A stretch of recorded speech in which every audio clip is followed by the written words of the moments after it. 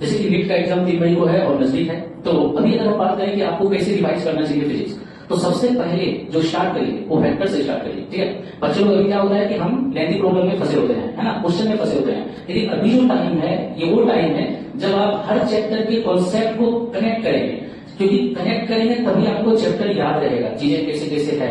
इसलिए सबसे पहले आप पढ़िए वेक्टर। अब वेक्टर को कैसे पढ़ेंगे, क्यों पढ़ेंगे? देखो, वेक्टर में जैसे कि क्रॉस प्रोडक्ट है, तो क्रॉस प्रोडक्ट का यूज कहां है? मैग्नेटिक इफेक्ट ऑफ करंट में जितना भी आप फॉर्मूला देखते हैं सब क्रॉस प्रोडक्ट है। Torque equal to M vector cross B vector, force equal to I L cross B force, एक चार्ज पार्टिकल क्यू भी क्रॉस बी, जितना भी आप देख रहे हैं सब क्रॉस प्रोडक्ट है। तो क्रॉस प्रोडक्ट का डायरेक्शन कैसे लेते हैं, मैग्नीट्यूड कैसे निकालते हैं, वो पढ़िए। डॉट प्रोडक्ट का यूज करते हैं तो magnetic flux, electric flux, resolution.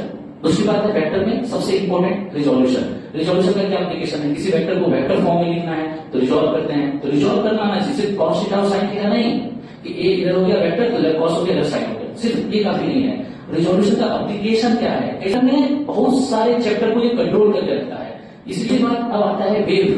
ये पूरा का पूरा चैप्टर आपका वेव कैसे पढ़ना है वो समझना है। तो दूसरा दिमाग में रखना है कि वेव पढ़ना है, क्योंकि वेव से बहुत सारा क्वेश्चन आता है। वेव में कैसे कैसे चैप्टर आते हैं? Wave, SHM, wave optics, EMS और एसी। बात समझते हैं।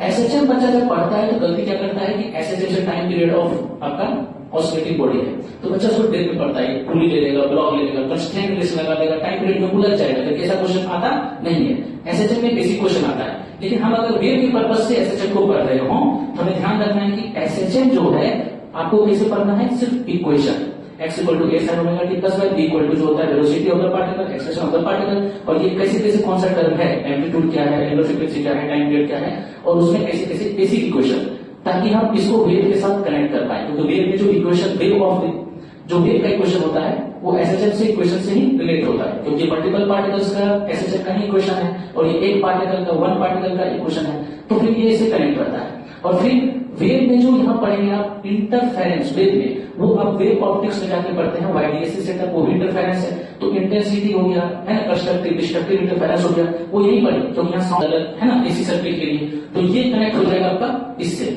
फिर अब आता है ये वेव हो गया। इतना सारा चैप्टर आपका एक साथ कंट्रोल में रहेगा। फिर से करते हैं, एसएचएम को डेप्थ में पढ़ने का कोई आवश्यकता नहीं है, इसको इस तरह से पढ़िए, सिर्फ बेसिक सारा चीज खत्म करिए।